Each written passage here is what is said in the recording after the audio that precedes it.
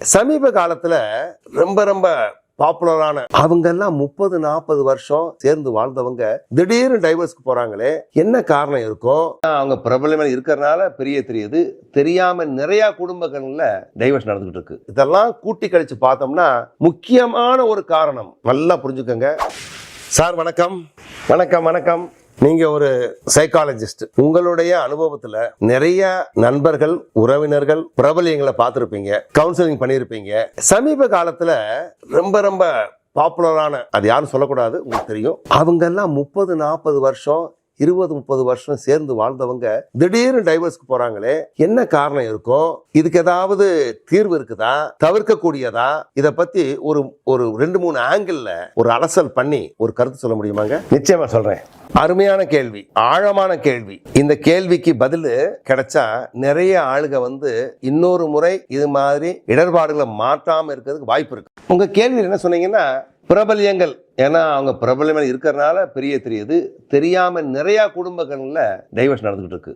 இப்ப ஒவ்வொரு வீட்லயும் கிட்டத்தட்ட ஒரு 10 பேர்ல ஒரு ஆளுக்கு டைவர்ஸ். என்னோட குடும்பத்துல 2 டைவர்ஸ்.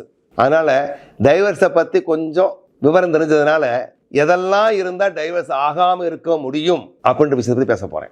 இப்போ 20-30 வருஷம் இருந்தவங்க திடீர்னு டைவர்ஸ் போயிட்டான்னு சொல்றது கொஞ்சம் டைஜஸ்ட் பண்ண முடியாது, சகிக்க முடியாத உண்மை. ஏன்னா பால் பொங்கி வழியணும்னா ஒரு குறிப்பிட்ட உஷ்ண நிலையை தாண்டின பொங்கி வழியும். உள்ள பொங்கிக்கிட்டே இருக்கிறது உண்மை. வழியணும்னா அந்த லிமிட்டை தாண்டி போகும்போது பிரிமை தாண்டி ஒழுகும். எப்ப 20-30 வருஷம் வாழ்ந்தாங்கன்றது உண்மையான்னு தெரியாது. அந்த 20-30 வருஷத்துல உள்ள போஞ்சுக்கிட்டே இருக்கிறது இனி தாங்க முடியாத நிலவரம் போத டைவர்ஸ்க்கு வர்றாங்க. ஒரு நாள் 2 நாள் டைவர்ஸ் ஆகாது. அப்ப இந்த 20-30 வருஷம் எப்படி வாழ்ந்தாங்க அப்படின்னு நமக்கு தெரியாது, அவங்களுக்கு கேட்கணும். ஆனா என்ன நடந்திருக்க கூடும்? ஒரு சைக்காலஜிஸ்டா நான் ரிசர்ச் பண்ணது, நிறைய குடும்பங்களுக்கு கவுன்சிலிங் பண்ணது, பண்ண முடியாத குடும்பங்களுக்கு டைவர்ஸ்க்கு போ சொன்னது, என் குடும்பத்தில் நடந்தது, இதெல்லாம் கூட்டி கழிச்சு பார்த்தோம்னா முக்கியமான ஒரு காரணம் நல்லா புரிஞ்சுக்கங்க, எதிர்பார்ப்புகள். எல்லாத்துக்கும் காரணம் எதிர்பார்ப்பு. உடனே பகவத்கீதைக்கு போகாதீங்க, கண்ணன் என்ன சொன்னாரு, அவர் சொன்னது அப்ப இங்க பொருந்துன்னு பார்ப்போம். என்னது? எதிர்பார்ப்புகள் இல்லாத மனித இனம் இல்லை. அப்ப எதிர்பார்ப்புகள் இருப்பது தவறே இல்லை. ஆணுக்கும் பெண்ணுக்கும் எதிர்பார்ப்புகளுக்கு உண்மை. என்னுடைய கணவர் இது மாதிரி இருக்கணும்னு பெண் எதிர்பார்க்கிறதும், என்னுடைய மனைவி இது மாதிரி இருக்கணும் ஆண் எதிர்பார்க்கணும் தவறே இல்லை. ஆமாங்க, அத உண்மை. எதிர்பார்ப்பும் மனுஷனும் ஒண்ணு.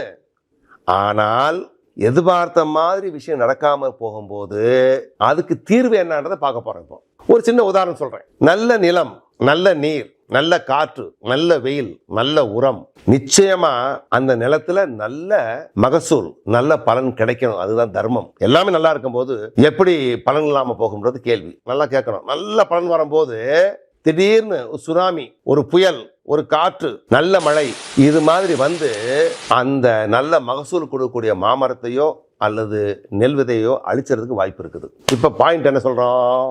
எதிர்பார்த்தீங்க, எல்லாமே போட்டிருக்கீங்க, உங்களுக்கு கிடைக்கணும். ஆனா இயற்கையினுடைய சூழ்நிலை சரியில்லாதனால உங்களுக்கு வரல. இப்ப வரலன்னு சொல்லிட்டு ஒப்பாரி வைக்கிறது நல்லதா, எல்லாத்தையும் திட்டுறது நல்லதா, அல்லது ஒளிஞ்சு போன்னு சொல்றது நல்லதா, சாபம் கொடுக்க நல்லதா? அப்படி கொடுக்கறதுனால மழை திரும்பி போயிருமா? சினிமா மாதிரி ரிவர்ஸ்ல போயிருமா? ரீவைண்ட் பண்ண முடியுமா? முடியாது. உண்மை போயிடுச்சு. கிளாஸ் உடைஞ்சு போயிடுச்சு, பால் சிந்தி போயிடுச்சு. What next? What best? ஒத்து போவது, ஒத்துவமை, அக்செப்டன்ஸ். அப்ப குடும்பத்துல கணவன் மனைவி கிட்ட எதிர்பார்த்து கிடைக்காம போகும்போது கிடைச்சதை தான் எதிர்பார்ப்பா மாத்திக்கிட்டா ப்ராப்ளமே இருக்காது. என்னங்க, இடையில சின்னதா ஒரு கேள்வி. நீங்க சொல்ற நல்லா தெரியுது, கேட்டோம். எதிர்பார்ப்பது தப்புன்னு சொல்ல, எதிர்பார்க்கலாம் சொல்றீங்க. எதிர்பார்த்த மாதிரி நடக்கலைன்னா ஒத்துக்கிற சொல்றீங்க. அப்ப எதிர்பார்த்தவன் நடக்கலைன்னு சொன்னா என்னன்னா ஒத்துக்கணுமா? அப்படிதான் இருக்கணுமா? ஓஹோ, நல்ல கேள்வி. இதுக்கு பதில் சொல்றேன். இப்ப எது செஞ்சாலும் எப்படி செஞ்சாலும் ஒத்துதான் போகணுமா? அதுதான் வாழ்க்கையான கேள்வி. நல்ல கேள்வின்னு சொல்றது காரணம் என்னன்னா, அப்ப நம்ம மனுஷனே இல்லையே. எனக்கு உணர்வுகள் இருக்காதா? கோபம் இருக்காதா? தாபம் இருக்காதா? எனக்குன்னு ஒரு எண்ணம் இருக்காதா? சரியான கேள்வி. இங்க என்னன்னா, என்னைக்கு ஆண் ஒத்து போக ஆரம்பிச்ச உடனே நல்லா கேட்கணும், இயற்கையின் தத்துவம். ஒரு முறை 2 முறை 3 ஒத்து போகும்போது பெண்ணுடைய மனசுல தோணும், 2 3 முறை அவர் அட்ஜஸ்ட் பண்ணி போயிட்டார்ல, நம்மளும் அட்ஜஸ்ட் பண்ணுவோம். அதே இயற்கை. பிச்சை வாங்குறவன் தினம் பிச்சை வாங்கும்போது நன்றி உணர்வை காமிப்பேன். அதே மாதிரி மனித மனத்தோட குணாதிசயங்கள்ல முக்கியமானது வாங்கிட்டே இருக்க மாட்டேன், சிலப்ப கொடுப்பேன். அது மாதிரி நீங்க ஒத்து போகும்போது ஏன் ஒத்து போறீங்க? கட்டாயத்திலையா, கன்வின்ஸ்னாலயா? கட்டாயத்தை ஒத்து போனா நடக்காதுங்க. அது இல்லை, இது உண்மை. உதாரணத்துக்கு என்னுடைய மனைவி எப்பயுமே சாப்பாடு உப்பு அதிகம் போடுறாங்க. சொல்லிட்டோம், பேசி பார்த்தாச்சு, ஒன்றும் நடக்கல வச்சுங்க. என்ன செய்வோம்? டைவர்ஸ் பண்ணுவோம். உடனே உப்புக்கு டைவர்ஸ் பண்ணால் காரத்துக்கு டைவர்ஸ் பண்ணணும். எத்தனை டைவர்ஸ் பண்ணுவீங்க? மாற்று மருந்து என்னது? சொல்லி பார்த்தோம், கெஞ்சி பார்த்தோம், அந்த அம்மா கையில ஏதோ மாய மந்திரமா தெரியல, விழுந்துருது, முடியல. ஒண்ணு உப்பு போடாம இருக்கும், அது உப்பு அதிகமா போடும். இதுக்கு மாற்று மருந்து அந்த அம்மா இப்படித்தான் இருக்கும்பா. என்னைக்கு உப்பு அதிகமா போட்டுச்சோ மாற்று மருந்து வந்து எலுமிச்சை பழத்தை பிடிச்சி விட்டுருங்க, ரைட்டா? அப்ப சாப்பிட போகும்போது ஒரு எலுமிச்சை பழம் பாக்கெட் வச்சிருப்பேன், அல்லது டேபிள்ல இருக்கும். இதெல்லாம் சின்ன விஷயங்கள். பெரிய பெரிய விஷயங்கள்ல வந்து ஒத்து போக முடியலன்னா என்ன செய்யணும்னு அப்பயே சொல்லியிருக்கேன் நான். எல்லாருமே தனித்துவம் பெற்றவர்கள். மனைவிக்கு தனித்துவம், உங்களுக்கு தனித்துவம், 2 பேருமே தனித்துவம் உள்ளவங்க. நீங்க தனித்துவம் உள்ளதை மாத்திரத முயற்சி பண்ண தவறு இல்லையா? சொல்லுங்க. மாமரத்துல போய் ஆரஞ்சு பழம் வரணும்னு நினைக்கிறீங்க, ஆரஞ்சு செடியில போய் ஆப்பிள் வரணும்னு நினைக்கிறீங்க, 2 தவறு. அப்ப தனித்துவம் உள்ளவனு புரியாத கல்யாணம் இது. இங்க ப்ராப்ளம். எதிர்பார்ப்பது இந்த மாதிரி இருக்கணும், ஏன் மாதிரி செய்யணும் அப்படின்னா ஒரு கார்பன் காப்பி தானே. அதனால எதிர்பார்ப்புகளை தவறு இருக்குது. நல்லா புரிஞ்சு. உங்க மனைவி நல்லா சமையல் பண்ணுவாங்க, நீங்க என்ன எதிர்பார்க்குறீங்க? நல்லா டான்ஸ் பண்ணணும்னு நினைக்கிறீங்க. நீங்க நல்லா கம்ப்யூட்டர் வேலை பார்ப்பீங்க, இல்லைங்க நீங்க பெயிண்ட் ஆகணும்னு நினைக்கிறீங்க. உங்க மனைவி 2 தவறு. அதனால இருக்கிறத வச்சு நல்லா சமைப்பீங்களா, அல்லது நல்ல சமையல் பண்ணணும்னா இதெல்லாம் இருக்கணும் கண்டிஷன் போடுறீங்களா?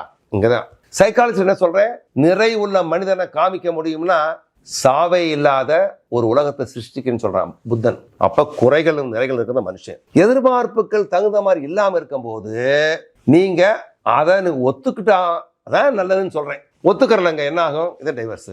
ஐயா சைக்காலஜிஸ்ட் நல்லா சொல்றீங்க. உங்க பேச்சு கேட்ட வச்சுங்களே, வீட்டுல தோசை கரண்டி பறக்கும், தோசை பறக்காது, தோசை கரண்டி இட்லி பறக்கும், அடி உத அதே மிச்சமாகும். அப்படியா? ஆச்சரியமா இருக்குங்க. தோசை தானே பறக்கணும், தோசை கரண்டி பறக்குதுன்னா இது என்னங்க வித்தியாசமா இருக்குது? நாங்கெல்லாம் வந்துங்க தோசையே சுட மாட்டோங்க, முடிஞ்சு போச்சுல. தோசை கரண்டி பறக்கும், தோசை ஹோட்டல்ல இருந்து வாங்கிக்கிறோம். என்ன சொல்ல வரேன்னா, அது எக்ஸ்ட்ரீம் கேஸை பேசாதீங்க, ஒரு கேஸை பேசக்கூடாது. 99% பெண்கள் கணவனுக்காக, குழந்தைகளுக்காக, சமுதாயத்துக்காக வாழ்றவங்க தான். 1-2 எக்ஸஸ் கேஸ் இருக்கும், அதை வச்சுட்டு நம்ம வந்து உலகமே அப்படின்னு சொல்லக்கூடாது. ஓகே, அது என்ன சொல்ல வரேன், நீங்க சொல்றதை உண்மையா வச்சுக்கிருவோம். தோசை கரண்ட் 1 நாளைக்கு பறக்கும், 2 நாளைக்கு பறக்கும், என்ன பண்ணுவீங்க? அதை டைவர்ஸ். அடி வாங்கிட்டு இருக்க மாட்டான் யாரும், அடி வாங்கிட்டு பொம்பளை இருக்க மாட்டான். அதனால இங்க நீங்க ஒரு விஷயத்த மாத்திரம் ஆழமா பாருங்க. நான் ஏன் எதிர்பார்க்கிறேன்? என்னோட எதிர்பார்ப்புல தவறு இருக்குதா? நீங்க நான் மொட்டைங்க, நீங்க என்ன எதிர்பார்க்குறீங்க? அருமையான கிராப் வரணும், நான் வந்து விக்கு வச்சுக்கலாம், அதே வழி. இல்லைங்க இதுல கிராப் வரணும், போயா நீ போய் பதிவு பண்ணு, இல்ல முடிய வளர்த்துக்க. அது மாதிரி எதிர்பார்ப்புல தவறு இருக்கிறத புரிஞ்சுக்கணும். அது குவாலிஃபைடா அன்குவாலிஃபைடா யார்கிட்ட எதிர்பார்க்கணும்? ஒரு கண் தெரியாத ஆள்கிட்ட போய் நீங்க சித்திரம் வரைன்னு எதிர்பார்த்து தவறு. காது கேட்காத ஒரு ஆள்கிட்ட போய் இந்த பாட்டுடைய இனிமை என்ன ராகம் கேட்கறது தவறு. அது மாதிரி எதிர்பார்ப்புகளை முதல்ல செக் பண்ணுங்க, பாராமீட்டர் போடுங்க. என்னுடைய எதிர்பார்ப்புகள் சரியா தவறா? எதிர்பார்ப்புகள் சரியா இருக்குது, நோ ப்ராப்ளம். தவறா இருக்கு, மாத்திக்கணும். எதுக்கு மாத்திக்கிறனுங்க? வாழணுங்க. நீங்க இந்த டைவர்ஸ் பண்ணிட்டீங்க, இன்னொரு பொம்பளை வருவா, இல்ல ஒரு ஆம்பளை வருவேன், என்ன கேரண்டி அது எதை காட்டிலும் பெட்டர் வெர்ஷனா இருக்குன்னு சொல்லி அது அடி வாங்கிட்டு வந்திருக்கும், உத வாங்கிட்டு வந்திருக்கும், கஷ்டப்பட்டு வந்திருக்கும். அதனால இதை வச்சு சமாளிச்சு முன்னால போக முடியுமா அப்படின்னு முயற்சி பண்ணணும். முடியாத பட்சம் அது அவங்க இஷ்டம். ஆனா ஒண்ணு மாத்திரம் ஞாபகம் வச்சுங்க, இந்த பதிவுல என்ன படிச்சுக்கணும்னா, முதல்ல இன்னைக்கு போய் இன்ட்ராஸ்பெக்ட் பண்ணுங்க. நான் என் மனைவி கிட்ட எதிர்பார்க்கறது, நான் என் கணவன் கிட்ட எதிர்பார்க்கணும்னு சொல்லி 2 பேரும் ஒரு சின்ன சுய சிந்தனையில போய் இங்க எங்க தவறு இருக்குது புரிஞ்சுக்கிட்டே வச்சுங்களேன், அதை உடனே மாத்த ஆரம்பிங்க. மாத்தினீங்கன்னா மெல்ல மெல்ல குடும்பம் இணைஞ்சு வாழ்றதுக்கு வாய்ப்பு இருக்குது. முடியாத பட்சம் டைவர்ஸ் தான், அதுன்னு சொல்ல மாட்டேன். உங்க பதில்கள் ஒரு வித்தியாசமான பதில், யாரையும் பிளேம் பண்ணாம கொஞ்சம் போயிருக்குது. ஆனாலும் உள்ள மைண்ட் இல்லையா, கேள்வி கேட்டுட்டே இருக்குது. நிறைய கேள்விகள் வரப்போகுது. வரக்கூடிய இன்டர்வியூல கேள்வி கேட்பேன். ஓகேங்க, நிச்சயமா அடுத்த பதிவுல இது சம்பந்தமான நிறைய கேள்விகள் கேளுங்க, பதில் சொல்லுவோம். அதில் நலன் பெறணும், வளன் பெறணும் சொல்லிட்டு நன்றி, வணக்கம்.